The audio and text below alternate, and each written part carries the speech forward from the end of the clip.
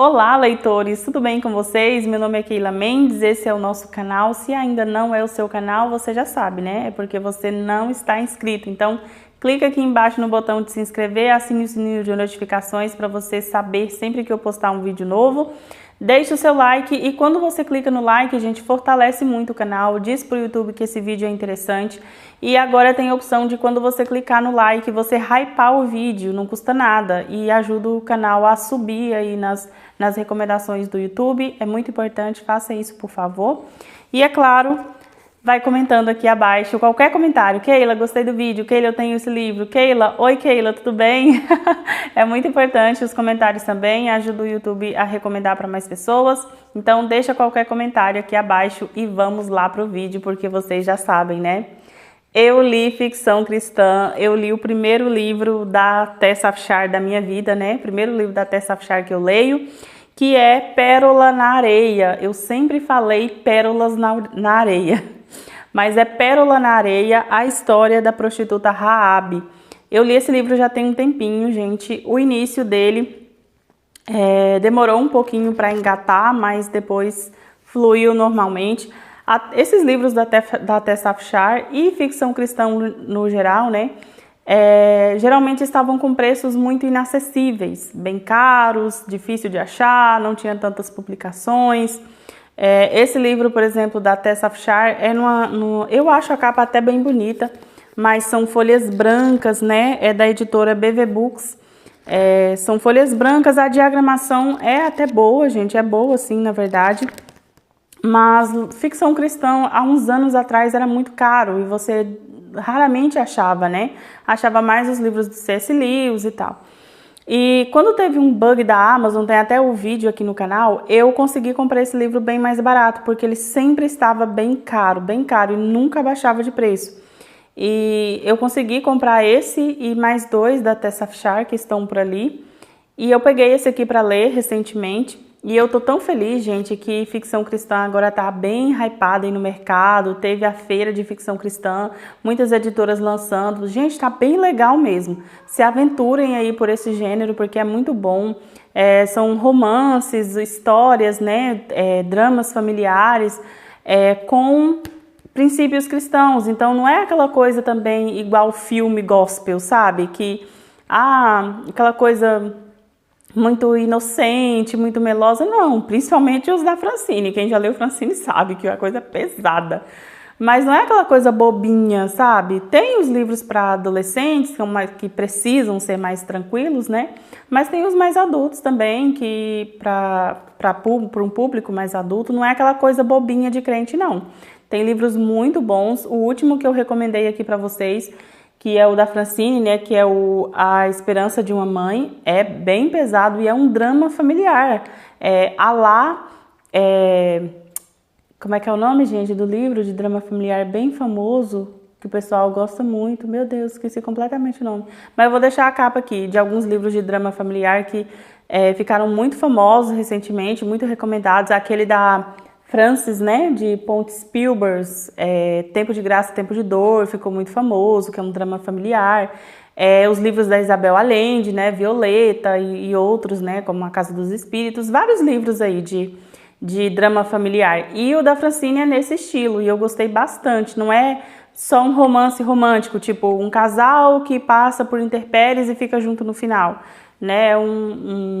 São dramas, na verdade. E ficção cristã, eu estava assistindo um vídeo um podcast, na verdade, algumas autoras falando assim: ficção cristã é um gênero e dentro desse gênero tem vários subgêneros. Então é bem isso mesmo. Então se aventurem. Já fiz um grande discurso aqui só para incentivar vocês a lerem mais ficção cristã, a incentivarem o mercado a crescer. Eu estou muito feliz que a Thomas Nelson agora vai lançar os livros da Francine, então teremos mais livros da Francine Rivers, teremos mais livros da Tessa Afshar. E uma editora comentou, eu comentei numa publicação de uma editora aí, e eles responderam que no ano que vem vão lançar os livros da Lynn Austin. Gente, meu Deus, não sei se vocês sabem, mas o livro Lugares Escondidos da Lynn Austin é um dos meus livros favoritos da vida. Tá no top 3, gente. Tá no top 3 dos meus livros favoritos da vida. Da vida. Não é nem no top 5, nem no top 10, é no top 3. Então, Olha, maravilhoso. E aí essa editora falou que vai lançar aí mais livros dela, né? E eu fiquei super feliz. Eu espero que relancem Lugares Escondidos. E quando relançar, vocês corram e compram, porque é muito bom, é maravilhoso. Mas vamos lá agora para a história que eu quero conversar com vocês. É que faz tanto tempo que eu não gravo vídeo, gente, que eu quero ficar papeando com vocês. Então, me relevem. Mas vamos para a história. Aqui, gente, nós vamos conhecer a história da Raabe. Esse vídeo não vai ter spoiler, porque vocês já sabem, né? Uma prostituta lá de Jericó que se casa com um líder dos judeus e eles se casam e é isso. E ela entra para a genealogia de Jesus. Não tem spoiler. A história é bem conhecida, né? O spoiler já está aí na Bíblia há muito tempo. A não ser que você não leia a Bíblia. Aí já é outra conversa. Mas é a história de Raabe, né? Essa mulher. E aqui na ficção cristã, a Tessa Afshar, ela dá voz, ela contextualiza a história de Raabe.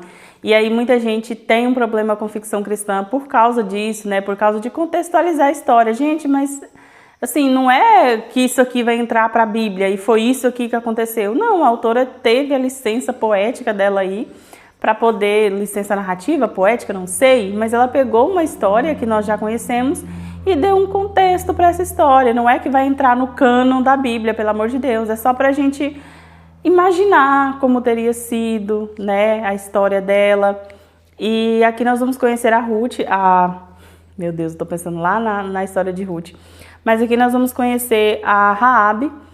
Nós vamos conhecer o início, né, o que levou ela a ir para a prostituição, e é bem triste, tá? É bem triste, só que não é nada comparado, eu preciso falar isso para vocês, não é nada comparado a Francine Rivers. Gente, quem leu Amor de Redenção sabe o motivo que levou a Angel à prostituição.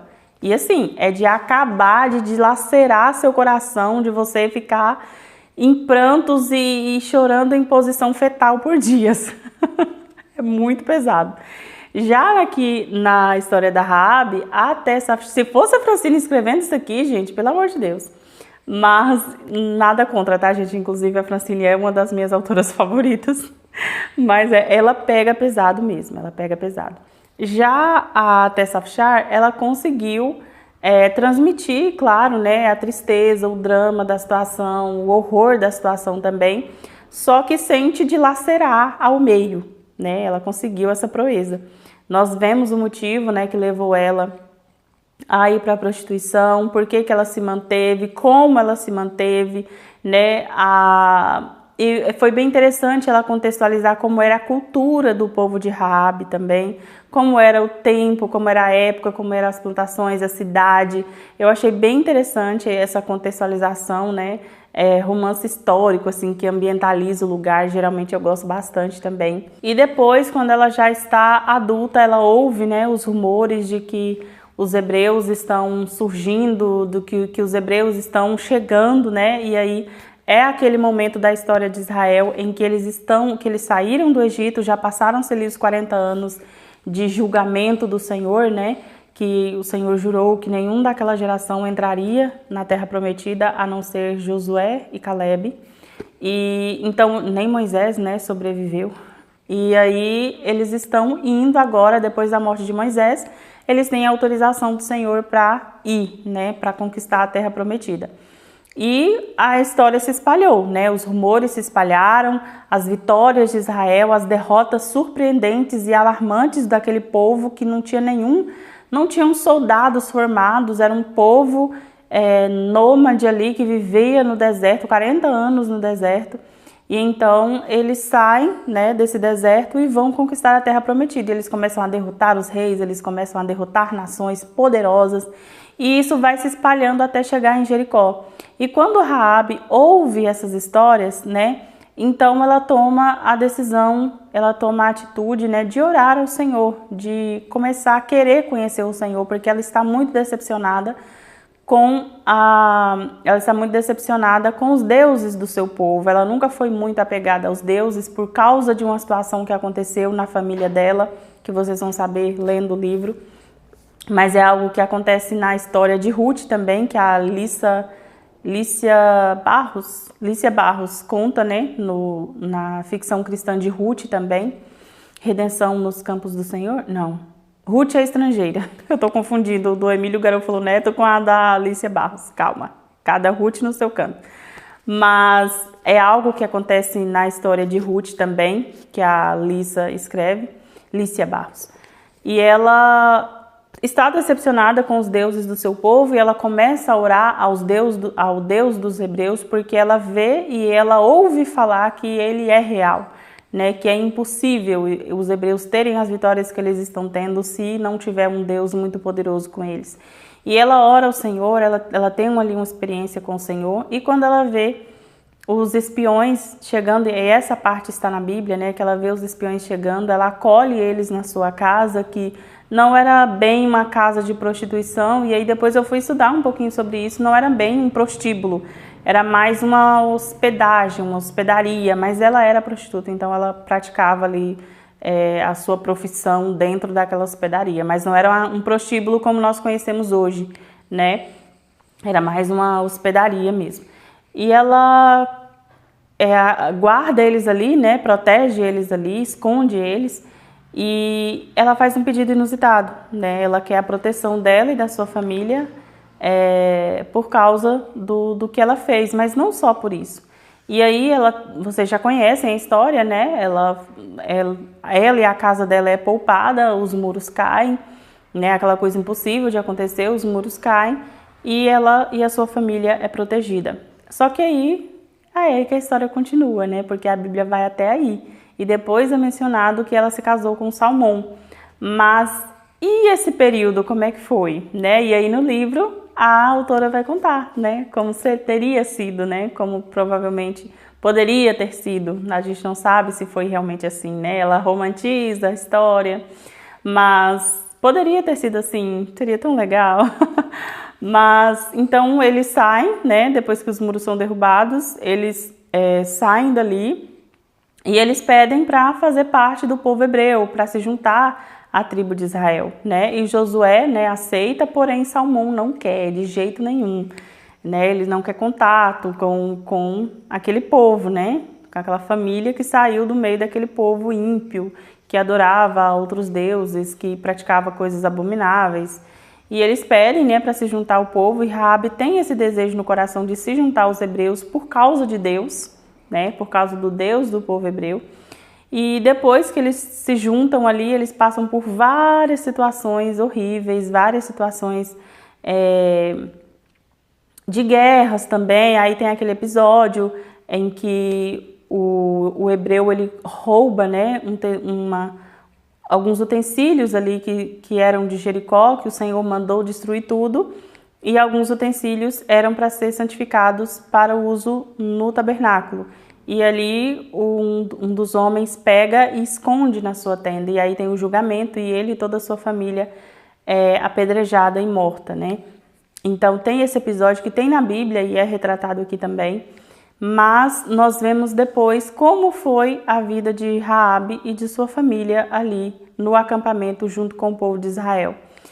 Nós vemos o desenrolar de toda a história, ela se acostumando com os costumes do povo hebreu. Nós vemos relatos, né? Nós vemos também a descrição de como era a vida no acampamento, né? Como era a vida ali nas tendas, como eram as tendas, como era a organização do acampamento. Isso é muito interessante, eu gostei bastante também. Nós vemos os dilemas de fé, né, de alguns desses personagens. Nós vemos retratando também um pouco, né, o Josué, aquele homem que liderou Israel por tanto tempo também. Foi bem interessante essa parte, foi muito bom mesmo. E aí nós temos depois, né, a aproximação dela e do Salmão, mas não acaba por aí, né, gente? Eu achei interessante isso, não acabou só aí. Ótimo, ela teve ali, ela chegou, eles se apaixonaram e se casaram. Não, porque tinha os impedimentos dos seus próprios preconceitos, né? Ela se julgando por ter sido uma prostituta e ele também julgando ela por ser uma estrangeira e por ter sido uma prostituta. Então, é algo que impede eles de estarem juntos, né, por um bom tempo, até que essas esses preconceitos, esses impedimentos são derrubados, né? Josué apoia, mas eles mesmos têm aqueles preconceitos. E eu achei bem interessante isso. E eles se casam, gente. Só que mesmo depois deles se casarem, isso impede que eles fiquem juntos realmente, né? Por causa do... Raabe não se perdoa. Ela não se perdoa pelo que ela fez, né? Mesmo não tendo sido uma escolha dela, ela não se perdoa pelo que ela fez. E só depois que ela tem um encontro com Deus, só depois que ela tem um encontro com o Senhor, é que ela consegue se perdoar, porque Deus já havia perdoado, mas ela consegue se perdoar. E é nesse momento do perdão, é nesse momento da restauração que ela consegue se juntar realmente ao seu marido, e aí nós vamos entender o significado de pérola na areia, e é muito interessante. E eu preciso citar algo, gente. Todos os livros de ficção cristã que eu li até o momento, o romance não resolve o dilema de fé. O romance não é a solução dos problemas do personagem. A Raabe tem vários problemas. Nos outros livros de ficção cristã que eu li, tem o romance, porém, e os personagens têm vários dilemas de fé, principalmente os que ainda não são cristãos, né? Que vão se converter. Geralmente o romance não é a solução de todos os problemas e dilemas do personagem ou da história, né? Acontece, em muitos dos que eu li, acontece o casamento e depois a pessoa ainda continua na sua caminhada, ainda tem um desenrolar, ainda tem algo a ser resolvido ali, porque nos livros que eu já li, só finaliza quando a pessoa se resolve com Deus. A cura, a solução, a restauração só acontece quando a pessoa tem um encontro com Deus. E eu achei isso muito interessante, mais uma vez se repetiu aqui, e eu achei isso muito bom. Porque, infelizmente, os filmes e algumas histórias nos fazem muitas vezes acreditar que, principalmente quem está solteiro, acredita muito que a solução ou o ápice da vida vai ser o casamento. E aí todas as coisas serão belas e perfeitas e serão felizes para sempre. Os contos de fadas, né?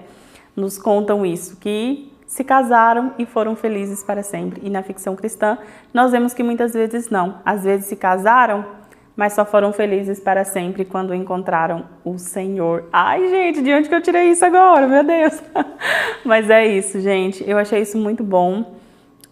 Mesmo depois do casamento, ela ainda precisou encontrar o Senhor. Ela já tinha um relacionamento com Deus, mas ela ainda precisava daquela cura, sabe? Daquele perdão específico para ela conseguir ser uma pessoa completa, restaurada e feliz. E eu achei isso maravilhoso. Gente, essa história me pegou bastante.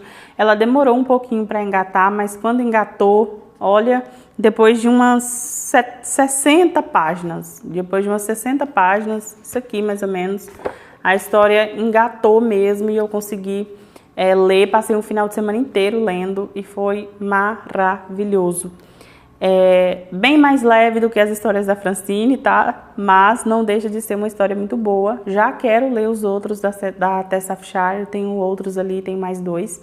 E eu quero citar alguns pontos com vocês que eu percebi nessa história, pontos que me fizeram refletir, que me fizeram pensar, que eu achei interessante.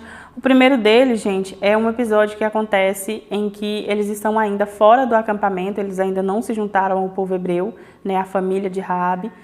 E eles estão ali fora do acampamento e Salmão e a irmã de Salmão e outro hebreu vão lá orientar eles nos costumes, nas práticas do povo hebreu, para depois eles se juntarem. Eles têm um período de discipulado para depois se juntarem ao acampamento, né, as outras pessoas no acampamento.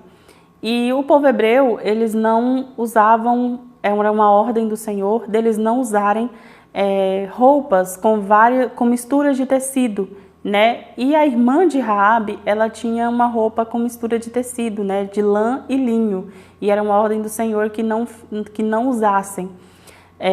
E aí elas estão lá, né, ensinando as leis, ensinando os costumes, e aí a irmã de Salmão, né, ela fala para a irmã de Raabe que ela não poderia usar aquela roupa. E a irmã de Raabe fica indignada, fica triste, porque é uma roupa muito bonita, bordada. E aí a Raabe fala algo muito interessante, que ela deveria fazer aquilo pelo Senhor, né? E não pelas pessoas. Aí ela não quer fazer, não quer se desfazer da roupa. E aí a Raabe vai conversar com ela, fala, olha, faça pelo Senhor, faça por Deus, não faça pelas pessoas, né? Não faça pelos hebreus, porque se você fizer pelas pessoas, você vai se ressentir. Mas se você fizer pelo Senhor, Ele vai te dar alegria pelo seu sacrifício, por você ter aberto mão disso por causa dele. E ai, gente, eu achei isso tão bonito, porque é isso, sabe? Na nossa vida, quando a gente abre mão de alguma coisa por ordem das pessoas, muitas vezes a gente se ressente. Mas quando a gente entende aquilo como um mandamento e como algo que deixa o Senhor feliz pela nossa obediência, aí a gente consegue obedecer com alegria. Eu achei isso bem legal. Foi uma passagem que me marcou um pouquinho. E aí nesse mesmo episódio das vestes, a Raabe pergunta, né, para a irmã do Salmão, por que tantas leis, por que tantas regras, por que tantas coisas? E aí ela fala, né, que o Senhor deixou essas leis, por exemplo, a lei das vestes, para o povo entender que eles não deveriam se contaminar, que eles não deveriam se misturar com os costumes e as práticas do mundo. Aí ela fala, mas um dia essas leis estarão gravadas em nossos corações, né? E aí eu achei bem legal, porque é uma passagem de Jeremias que é mencionada lá em Hebreus, né? Onde Jeremias fala, né? Assim diz o Senhor, naqueles tempos farei uma aliança com eles, né? E as escreverei em seus corações. Eu achei isso muito... Ai, gente, chega, me arrepiei, porque é uma passagem muito linda. Hoje as leis do Senhor estão gravadas em nosso coração, o Espírito Santo nos lembra, nos relembra e nos guia, né, a obedecê-las. Eu achei isso maravilhoso também, citado lá pela irmã de Salmão, depois profetizado por Jeremias e depois citado lá em Hebreus também e cumprido hoje nos nossos dias, graças a Deus. As leis estão em nossos corações, né? Não precisamos mais usar vestes apenas de um tecido, porque nós já entendemos no nosso coração que isso era para que a gente entendesse que não devemos nos contaminar com o mundo. Eu achei isso muito bom. Teve outro ponto também que me chamou a atenção, que foi o pensamento de Salmão, né? Ele fala que ele já tinha sido casado, não teve filhos e a sua esposa morreu ainda jovem. E ele fala que ele amava a sua esposa, que ela era uma mulher de Deus, que ela era uma mulher como qualquer pessoa gostaria de ter. Porém, ele sentia falta de uma mulher que buscasse a Deus, que tivesse aquele fervor por Deus. Ele fala que a esposa dele era obediente, seguia os costumes, os rituais, mas ele não tinha aquela pessoa, aquela companheira para falar sobre Deus, para conversar sobre Deus com aquele entusiasmo, com aquela curiosidade, com aquela paixão por falar sobre Deus. Gente, isso me pegou demais, porque é algo que eu anseio também no meu coração, sabe? Seria tão triste não ter uma pessoa para conversar sobre Deus. Eu amo falar sobre Deus, sobre teologia, sobre Jesus, sobre a Bíblia. E seria tão triste se casar com uma pessoa que só vai na igreja, sabe? Aquela pessoa apática em relação a Deus.